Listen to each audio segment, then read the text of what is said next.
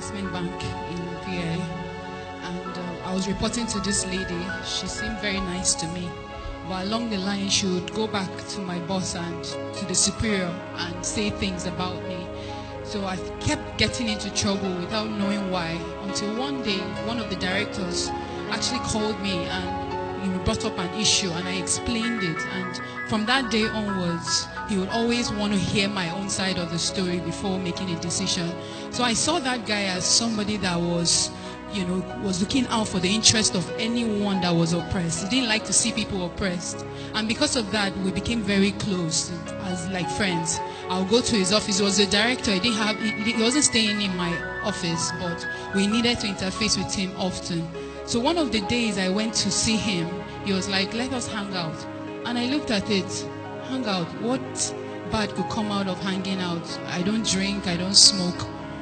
And what bad could come out of it? So I obliged.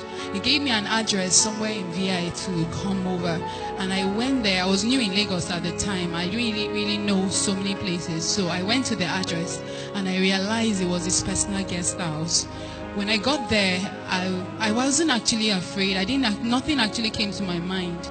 And we got there and we started gisting, and he was asking me about work and all that. And somewhere along the line, he tried to kiss me, and I was trying to be in the middle of being very rude and still, refusing. And by the time I was saying no, he now became very aggressive, and he raped me. I struggled with all my strength, but he raped me. And going through that trauma, it was a very difficult moment for me, because just few years before that time, I was in a relationship from university, and we were engaged to be married. And because I had dwindled from my faith, I was born again when I got into the university. When I got into that relationship, I began to do the world standard of dating, one leg in the church and one leg, the standard of dating. So I had come to a point where I just kept feeling the grace of God leaving me. And I made a resolution that I wanted to stand and serve God with all my heart.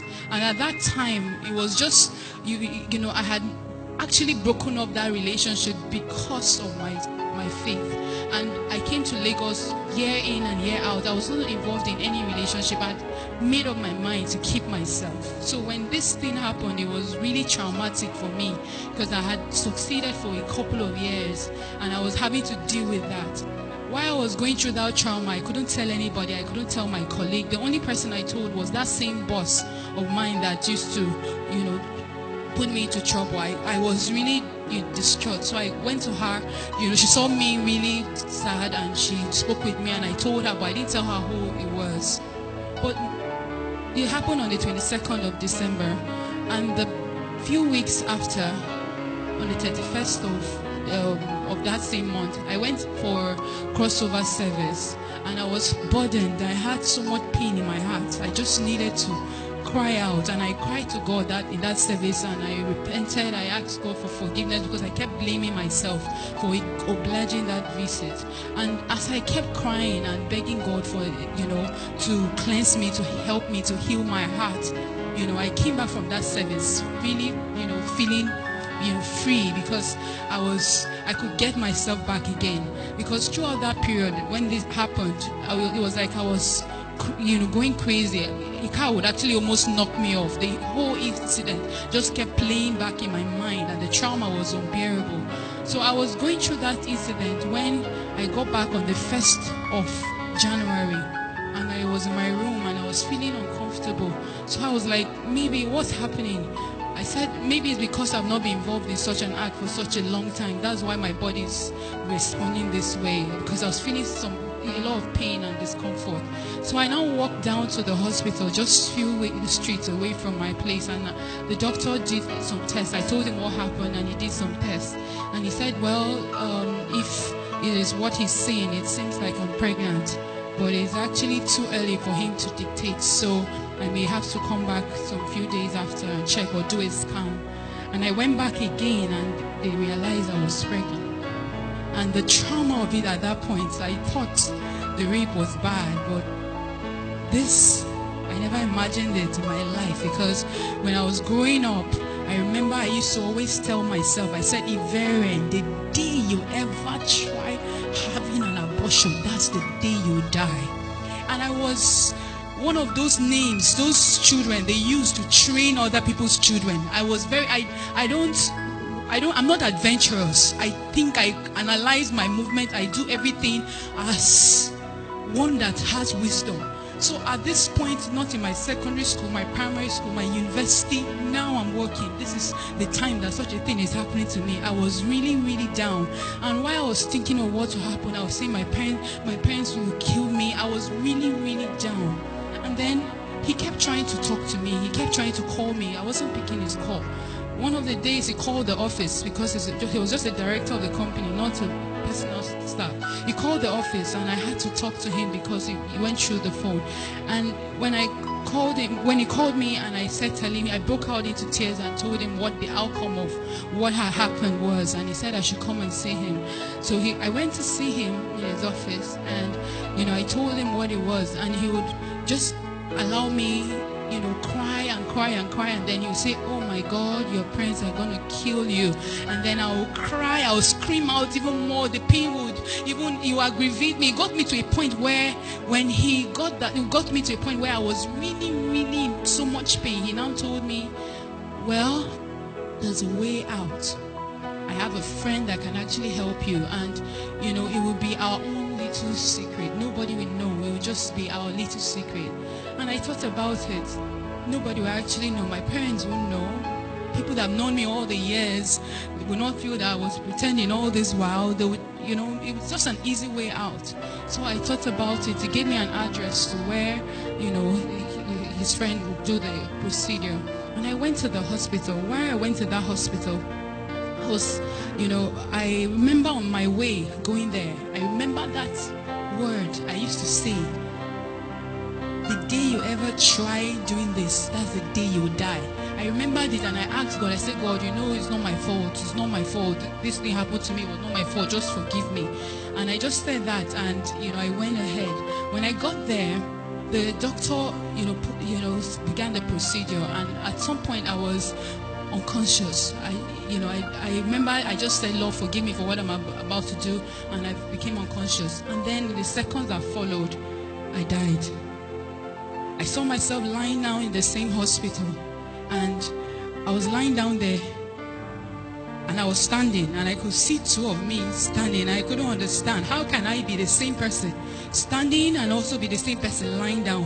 While I was trying to understand two of me, I've been in this earth for a very long time. I've never seen myself in two places, and I was trying to understand it. In the seconds that followed, I got caught up in the air.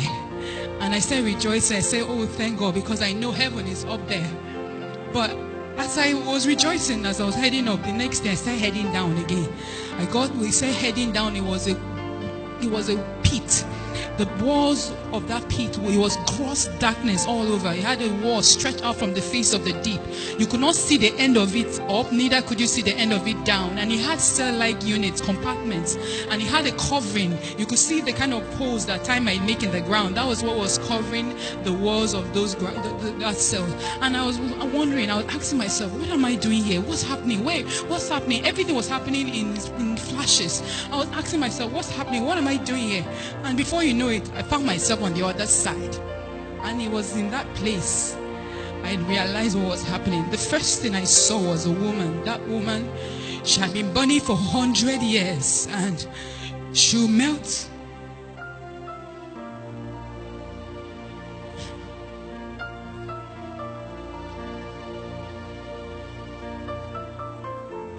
She was burning for 100 years. If you look at the fire, that liquid fried fire, that is like magna from a volcanic eruption.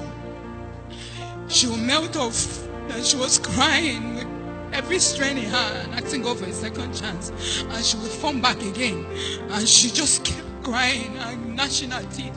As I was looking at her, it was no longer about what I was looking at.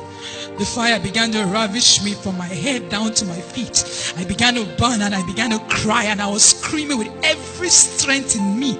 I was begging God for a second chance, and I was crying out loud. It was in that place certain scriptures became very tangible to me. When the Bible says there will be gnashing of teeth, I found myself gnashing my teeth. I was grinding it and I was screaming, and my shouts were loud. If I shout now, the next shout will be louder, but this energy it keeps depleting, but your shouts keep increasing. I was screaming, everybody was screaming, everybody was begging God for another chance. As I was shouting and I was begging God, I remember a few things that occurred there. Some of the things that were traumatic for me were the fact that if you just imagine that everybody was shouting, the noise there was enough, was like a bomb blast blasting off your ears. If there was no fire, if there was nothing there, just that noise was enough to burst your earballs, but you wouldn't die. Then imagine you cannot breathe. You hold your nose for 1 hour. You cannot breathe, but you cannot die. It was bad and it was painful. I realized as I was going through all these experiences, I realized the smell, the stench in that place. If there was no fire, if there was nothing else, just that stench was bad enough. And in all this, I realized one of the worst pain that I encountered there was the fact that I knew that I was damned. I knew that it was over. I knew there was no hope. That was the worst trauma of it all. The feeling of hopelessness. When you know that you are doomed. No matter what situation you are, you can actually be sick with your body being rotten. As long as you have life, you have hope. You can actually be in prison, sentenced to death.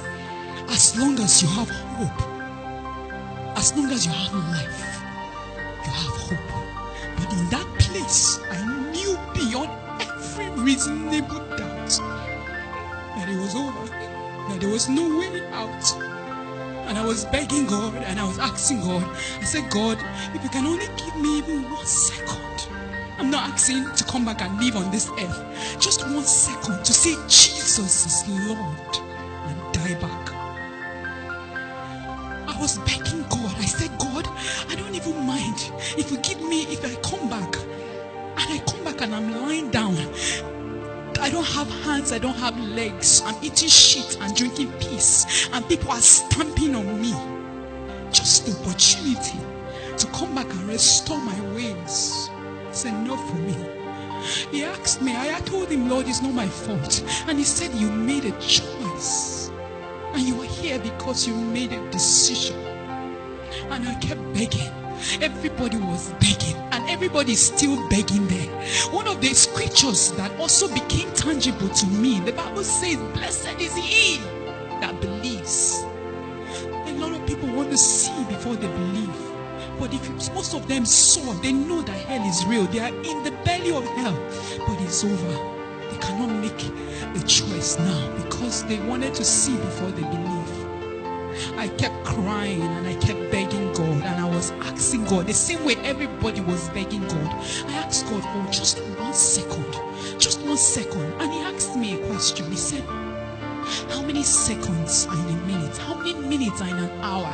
How many hours are in a day? How many days are in a month? How many months are in a year? How many years have you spent on this earth? Weigh those seconds in those years. With this 1 second, you are asking me, which of them is greater? Why is this 1 second now more important to you than all those years? And I was helpless. And I kept begging. Every other person was begging. I asked God, I said, God, I preached heaven and hell when I was in secondary school. When I gave my life to Christ, I was one of those students that believed that Jesus is coming now. Those radicals. I always knew heaven and hell was real. I preached it, but I never knew it was this real. And I asked him, I said, why is it that this thing is so real, but we live our lives like it doesn't exist? And And he said that's the trick of the devil. He blindfolds our minds so that we are busy chasing what is not important. And at the end of it all, we realize what is important, but we did not pay attention to what is important. And I kept begging. Every other person was begging. I realized another scripture that says a living dog is better than a dead lion. As long as you are alive, you can make a choice for where you're going to. But once you close your eyes from this earth, it is over.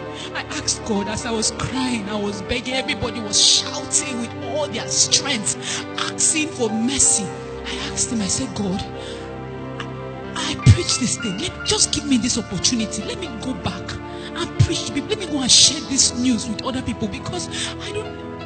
He asked me a question. He said, Jesus, the Son of God, came, but the world did not believe him. He said the book of Revelations was written for the world to read, but they don't read it, let alone believe it. He said many have come back with warnings for the world. He said they don't listen. Why will they listen to you? I said, God, you don't understand. I will come back.